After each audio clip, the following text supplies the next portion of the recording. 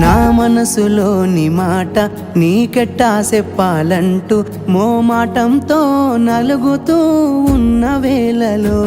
నీ సిగ్గు పాడుగాను సిన్నబోయి బోయి నేను చెప్పేసా దూరమైతామాని మనసులో మాట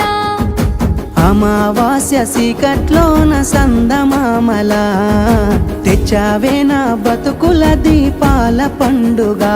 ఓడి అలిసిన నా గుండెకు గెలుపంటే నువ్వేగా ఆ సంబూరాన్నే రాయవోతే పల్లవి మన సంతోషాలే రాసెనే చరణాలవి